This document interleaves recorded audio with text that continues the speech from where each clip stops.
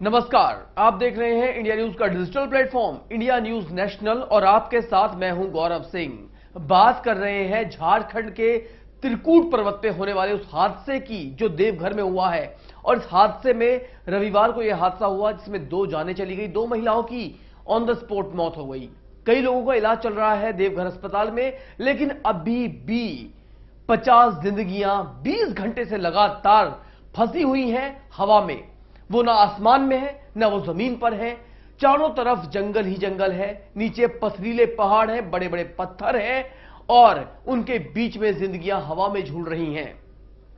आखिर रोपवे क्या होता है, इस ये एक्सीडेंट क्यों हुआ और किस लिए क्यों बचाव कार्य में दिक्कतें आ रही हैं, इन तमाम बातों पर हम इस वीडियो में चर्चा करने वाले हैं। इसलिए वीडियो पूरा देखिएगा और समझिएगा कि आखिर देवघर में यह हादसा कैसे हुआ है और जिस रोपवे पर आप इतना विश्वास करते हैं कि आप कहीं भी घूमने जाते हैं, आप चुनते हैं कि हमें पैदल ना चलना पड़े, हमें पहाड़ों को ना चढ़ना पड़े, इसलिए आप रोपवे का सहारा लेते हैं। तो रोपवे का सहारा लेना आपके लिए कितना सही है, कितना सेफ है, उसकी भी हम इस वीडियो में चर्चा करेंगे। सबसे पहले तो मैं आपको बता दूं कि रविवार शाम की कल ये बात है कि जब लोग देवघर पर जा रहे थे, रामनवमी का ये कल का दिन था और रामनवमी पर लोग जो श्रद्धालु थे वो दर्शन के लिए ऊपर जा रहे थे। उन्होंने रोपवे का सहारा लिया कि आपस में एक ट्रॉली जो नीचे से ऊपर जा रही थी, जो ट्रॉली ऊपर से नीचे आ रही थी, दोनों के बीच में भिड़ंत हुई, जिसके बाद एक ट्रॉली नीचे गिरी और 2 महिलाओं की मौत हो गई।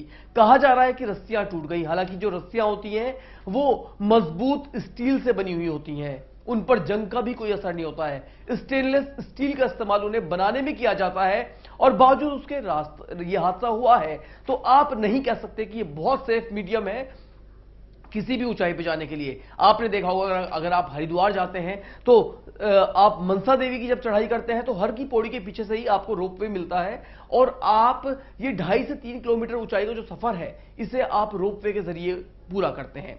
इसी तरीके से हरिद्वार में आप चंडी के दर्शन के लिए जाएंगे तो चंडी मंदिर में जाने के लिए भी अब रोपवे बना दिया गया है।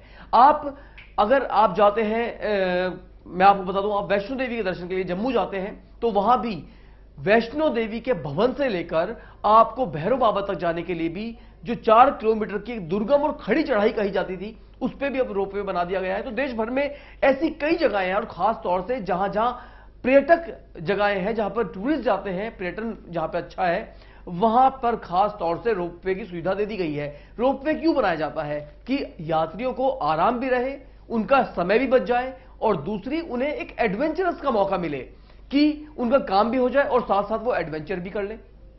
लेकिन जब ये कल देवघर में जो हादसा हुआ है, इस हादसे के बाद अब लोगों में दहशत का माहौल है। लोग डर रहे हैं कि आखिर रोपवे पर विश्वास किया जाए तो कैसे किया जाए, क्योंकि जब इतना बड़ा हादसा देवघर में हो सकता है तो कहीं भी हो सकता है। जाहिर सी बात है कि एक हादसे के बाद लोगों के दिमाग में डर बैठ भी जाता है। अब सबसे बड़ी बात है, रेस्क्यू क्यों नहीं हो पा रहा है, रेस्क्यू ऑपरेशंस में दिक्कत क्या आ रही है, जबकि एनडीआरएफ यानी नेशनल डिजास्टर रिलीफ फंड की वहां पर टीमें लगी हुई हैं, वहां पर सेना के जवान लगे हुए हैं, वहां पर एयरफोर्स की टीमें पहुंच चुकी हैं, वहां पर जो एयरफोर्स के हेलीकॉप्टर से 2-2 हेलीकॉप्टर्स भेज दिए गए हैं जो लोगों को रेस्क्यू कर सके। लेकिन प्रॉब्लम्स क्यों आ रही हैं, आखिर क्यों समय रहते लोगों को वहां से नहीं निकाला जा रहा है?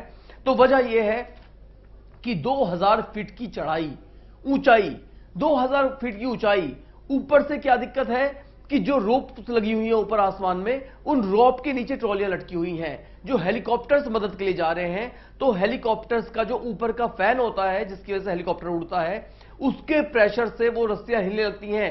तस्वीरें देखिए, हम आपको तस्वीरें दिखा रहे हैं बाकायदा। इन तस्वीरों को देखकर आप समझ सकते हैं कि आखिर क्यों प्रॉब्लम्स आ रही हैं। आखिर इन लोगों को एयरलिफ्ट भी क्यों नहीं कर पा रहे हैं सेना के जवान। देखिए, जब 2000 फीट की ऊंचाई होती है तो वहां पर किसी लेडर का इस्तेमाल नहीं होता है, यानी आप वहां पर सीढ़ी इस्तेमाल नहीं कर सकते हैं। सबसे बड़ी बात तो यह है कि 2000 फीट जितनी कोई सीढ़ी नहीं बनी हुई है। ऐसी जगहों पर जब हादसे होते हैं तो फिर उस पर एयरलिफ्ट किया जाता है। नेशनल डिजास्टर की जो टीम होती है, जो एनडीआरएफ की टीमें होती हैं, वो लोगों को एयरलिफ्ट कर लेती है, जैसा कि बाढ़ के मौसम में किया जाता है या फिर जब कहीं आगजनी हो जाती है तब ऐसा किया जाता है। लेकिन यहां पर चीजें अलग हैं। सिचुएशन को समझने की कोशिश कीजिए कि यहां कोई बिल्डिंग नहीं है, कोई इमारत नहीं है कि जिसकी छत पे आपने चॉपर को उतार दिया और लोगों को एयरलिफ्ट कर लिया। यहां प्रॉब्लम सबसे बड़ी यह हो जाती है कि लोग रस्सियों पर झूल रहे हैं और रस्सियों पर जब उनके नजदीक हेलीकॉप्टर जाता है तो रस्सियां शेक करने लगती हैं। ऐसे में लोग कैसे उन ट्रॉलियों से बाहर निकले, यही वजह है। मुख्यमंत्री हेमंत सोरेन का कहना है कि युद्ध स्तर पर कार्य चल रहा है, बचाव और राहत कार्य युद्ध स्तर पर चल रहा है। लेकिन कैसे मान लें, जो लोग कल 20 घंटे से वहां फंसे हुए हैं उनके पास खाना और पानी तक नहीं पहुंच पा रहा है, जबकि इतने लोग वहां पे लगे हुए हैं। 50 जिंदगियां कम नहीं होती हैं। मैं आपको बता दूं कि 50 जिंदगियां इस वक्त खतरे में हैं, जिंदगी और मौत के बीच झूल रही हैं। कल शाम से लोग स्टक में हैं। कल शाम जब लोग उन ट्रॉलियों में उस हादसे के बाद वहां पर फंस गए, स्टक हो गए, उसके बाद सबसे बड़ी दिक्कत आई कि अंधेरा हो चुका था, बचाव राहत कार्य नहीं हो सकता था अंधेरे में, क्योंकि वो फॉरेस्ट एरिया है पूरा, चारों तरफ घने जंगल हैं, नीचे पथरीले पहाड़ हैं।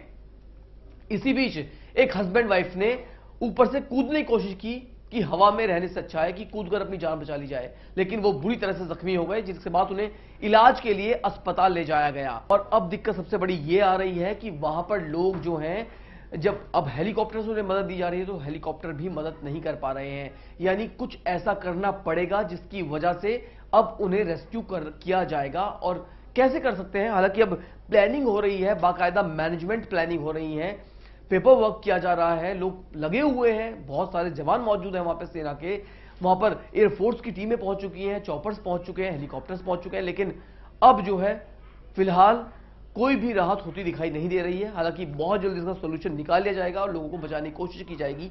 लेकिन सबसे बड़ी बात यह है कि ऐसे में आखिर क्या रास्ता निकाला जाए।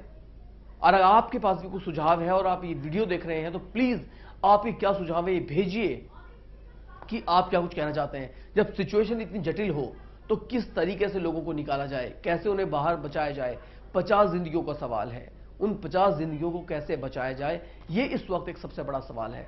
खैर, रोपवे हादसा हुआ है, इस वीडियो के जरिए हमारा मकसद आपको डराने का बिल्कुल नहीं है, क्योंकि देश भर में कई टूरिस्ट प्लेस पर इस तरह की ट्रॉलीज मौजूद हैं, ऐसी रोपवे की सुविधाएं मौजूद हैं। हम ये नहीं कहते कि आप हादसे को देखकर डर जाएं, क्योंकि हादसा घर बैठे भी हो सकता है, लेकिन हादसे से डरना नहीं है, हमें हादसे से सबक जरूर लेना है। आगे आप जब भी इस तरह का सफर करें तो थोड़ा सजग होकर करें। यानी आपके पास कम से कम ये जो टेक्निकल चीजें हैं उसमें एरर आ सकता है, तो आपके पास कम से कम सफर करते हुए इतना सामान जरूर मौजूद हो कि अगर आप कभी रोपवे पर फंस जाएं तो एटलीस्ट आपके पास एक पानी की बोतल या 2 बिस्किट के पैकेट भी जरूर हो, क्योंकि कल से जो लोग वहां फंसे हुए हैं उन्हें खाना और पानी पहुंचाने में बहुत दिक्कतें आ रही हैं। वो कल से भूखे प्यासे आसमान में लटके हुए हैं। खैर, इस वीडियो में फिलहाल के लिए इतना ही। हम आपको देश और दुनिया की तमाम जानकारी तो देते ही हैं, और इसके अलावा ये देवघर जो हादसा हो रहा है इसकी भी हम पूरी जानकारी आपको देते रहेंगे। अभी और भी कई वीडियो के साथ मैं आपके सामने आऊंगा, हाजिर होऊंगा और आपको बताऊंगा कि आखिर इस खबर के और कितने क्या कुछ पहलू हैं जिन पर विचार किया जा सकता है, और हर खबर से आपको अपडेट भी जरूर कराऊंगा। आप लगातार बने रहिए इंडिया न्यूज नेशनल के साथ। धन्यवाद। अगर आपको हमारा ये वीडियो पसंद आया हो तो वीडियो को लाइक करें और चैनल को सब्सक्राइब करें, और हाँ, बेल आइकन को दबाना ना भूलें ताकि आप तक वीडियो का नोटिफिकेशन पहुंचता रहे। देश और दुनिया की तमाम खबरों के लिए देखते रहिए इंडिया न्यूज नेशनल।